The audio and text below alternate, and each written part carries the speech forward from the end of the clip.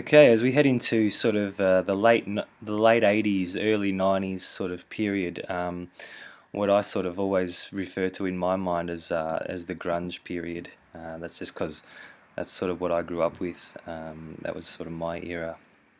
I think in 1991 I was sort of like 13 and really impressionable about music at the time.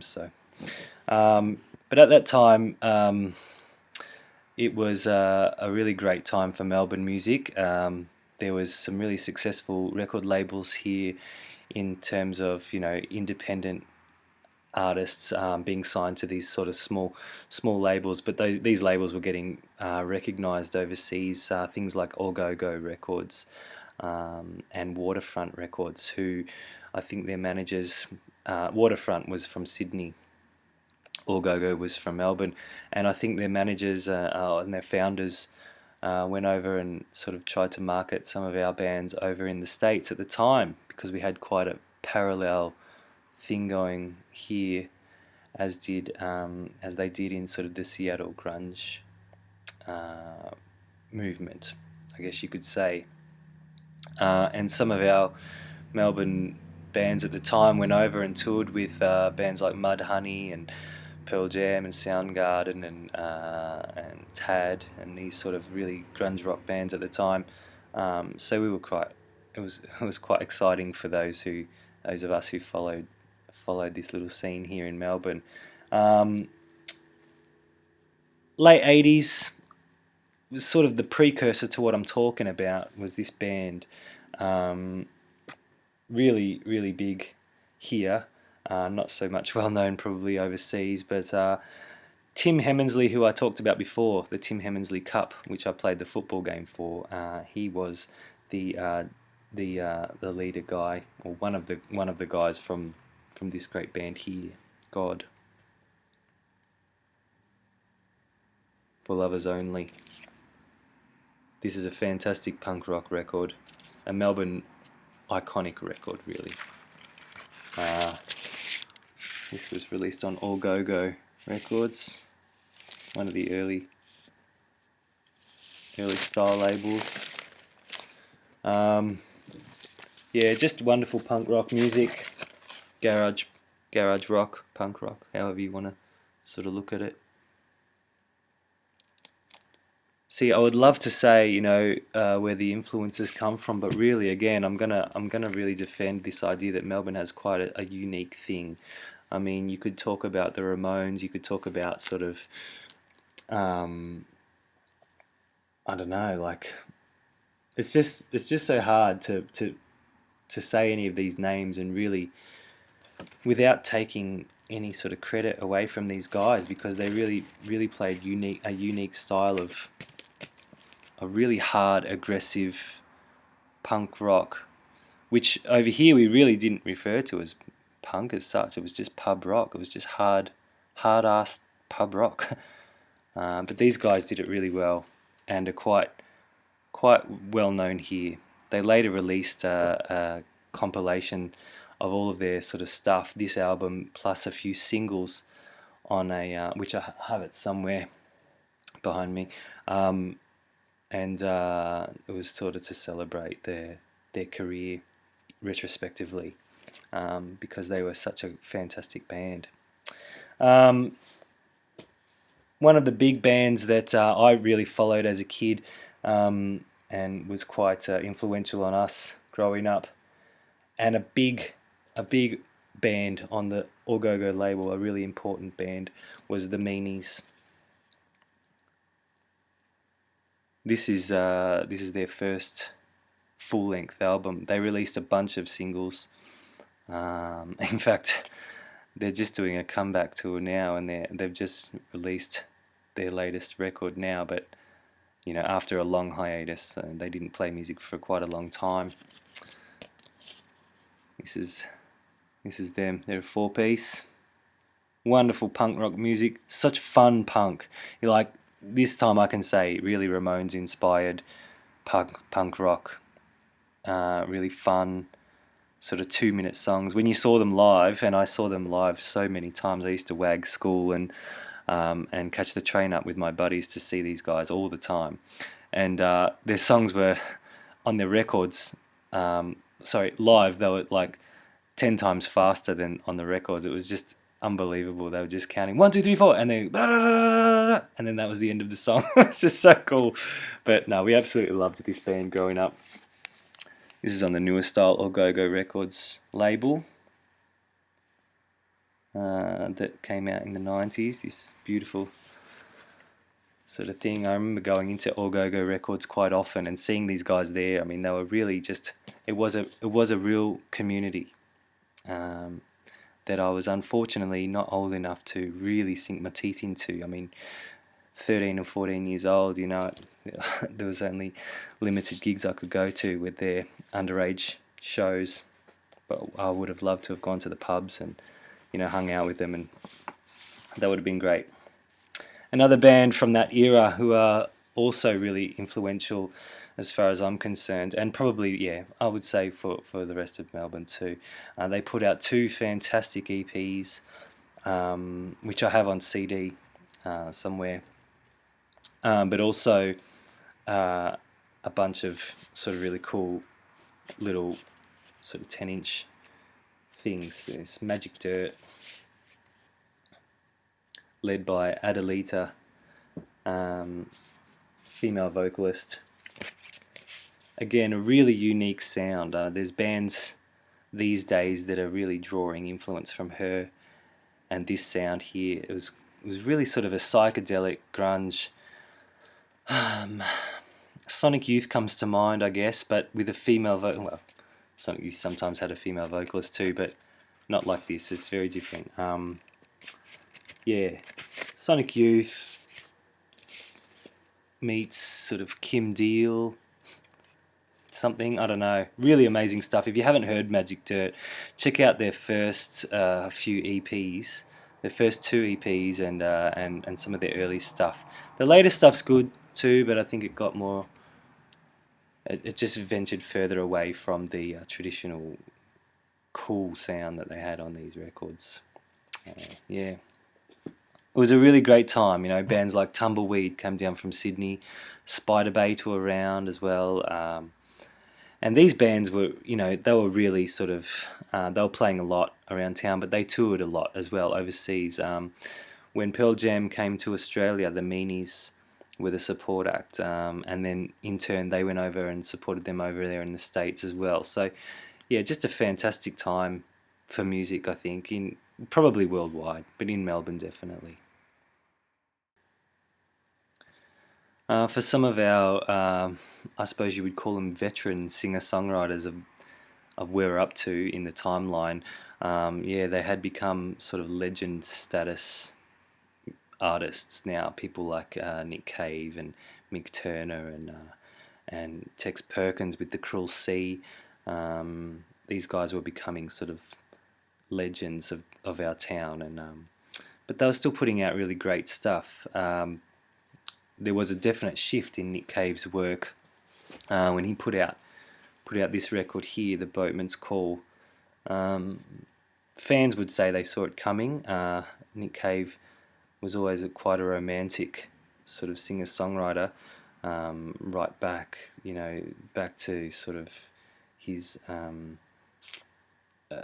Your Funeral, My Trial. There's hints of it, but here he abandons all the old, the old concepts of the Bad Seeds and what they were, and he's transformed his band into really a beautifully subtle, gentle band. And this record here is I think one of his best. It's just a masterpiece. This came out in 91, I think. 97. My bad.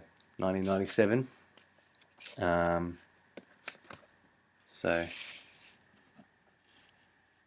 on Mute Records.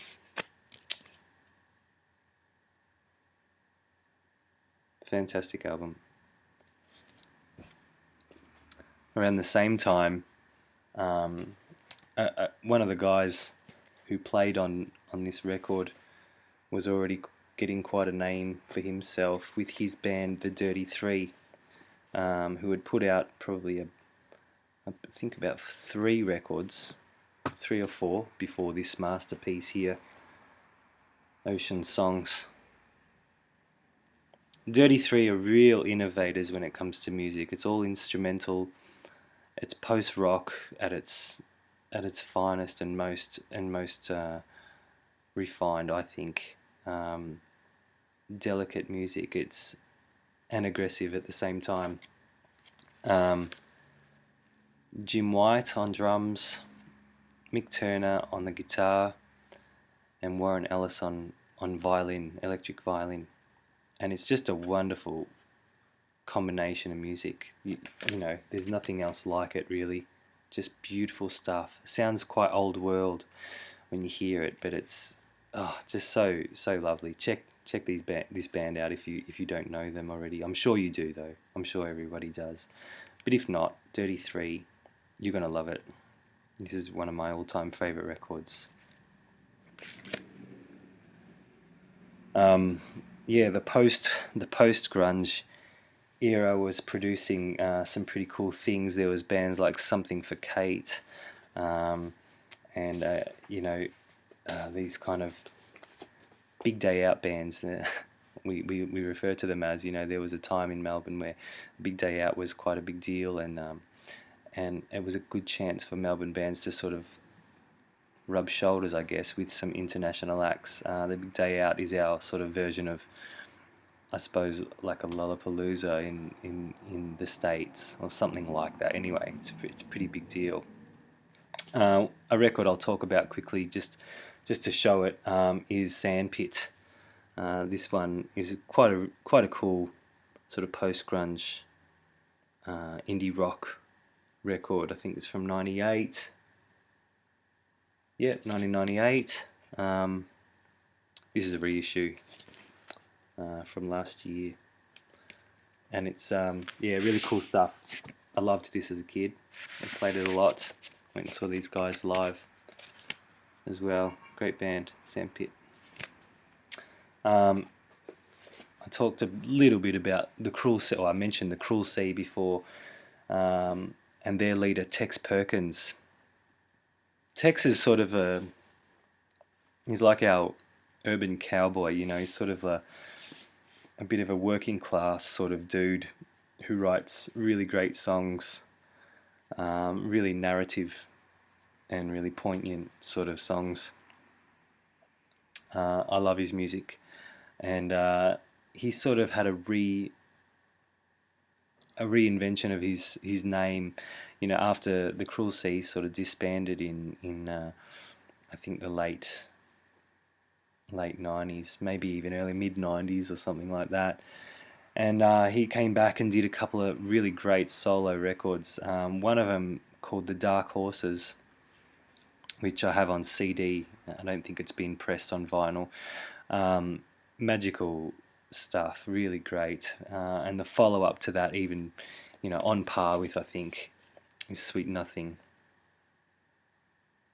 Lovely record. Some great players on here. Charlie Owen is quite a well-known guitarist around these parts, a slide guitarist. He has this wonderful sound that is really unique to anything that I've ever heard. In fact, I could pretty much put on any record he's ever played on and be able to pick that was Charlie Owen playing the slide guitar, because it's just such a unique sound that he has. Jim White doesn't play on this record, but he played on the first Dark Horses record, Jim White from the Dirty Three. It's a very gentle acoustic rock record, this one, as well as the debut Tex Perkins record too. It's just wonderful. I really like this music.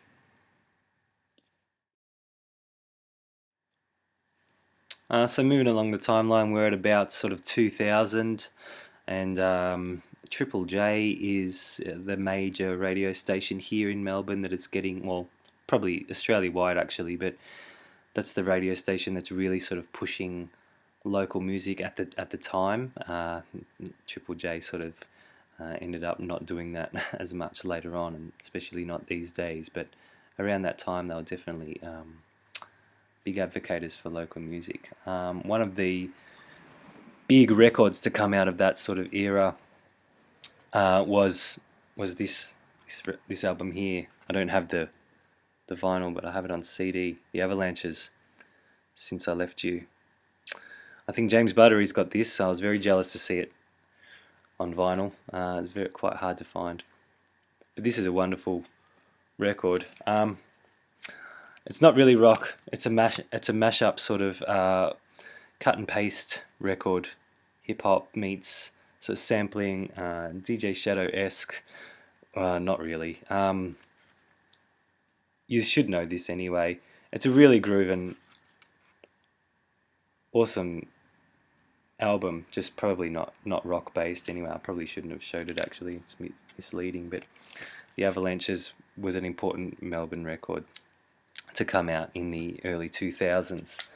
Also, another important band for Melbourne at the time. We were just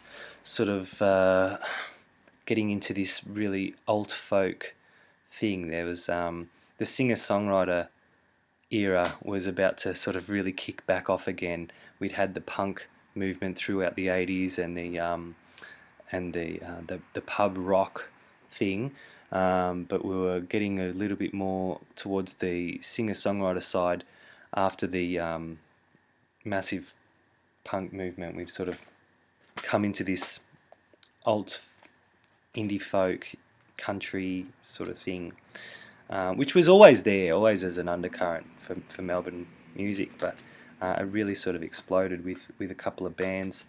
This one in particular I thought was a really important Melbourne band at the time, early 2000, I think 1999 this record came out.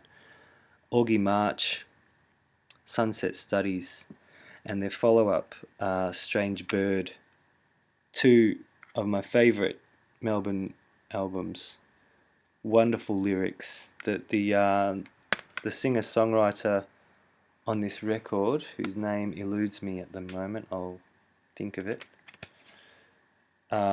is one of the best in the business. I mean, he was just such a prolific, poetic artist, and he wrote, I think his name was, I want to get it right, sorry, Glenn Richards.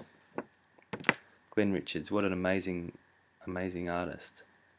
Now these guys, I remember seeing these guys when they were just starting out, and they played at one of the local venues that I was playing at, actually. And I remember straight away thinking, these guys are going to go a long way.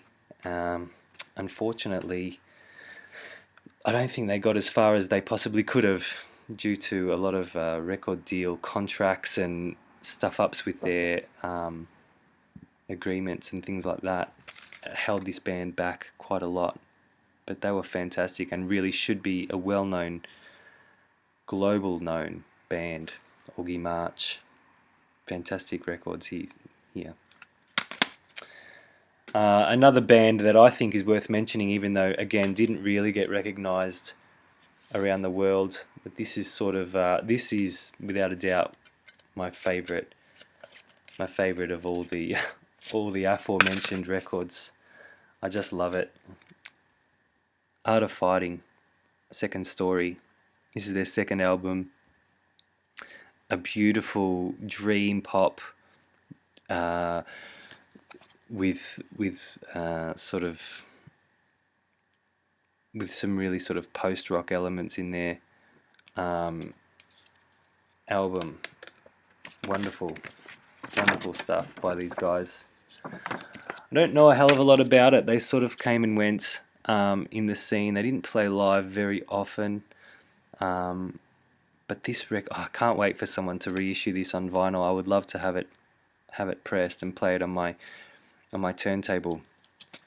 This to me is an exceptional album. Check it out if you find it.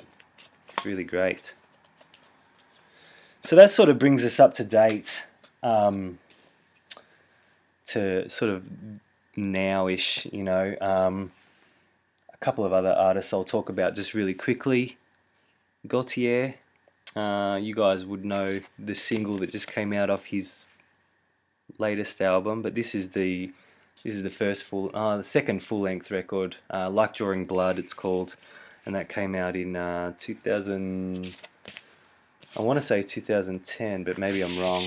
I'll look it up and write it on the thing. But this is a wonderful sort of wonderful record. It's got Heart's a Mess on it.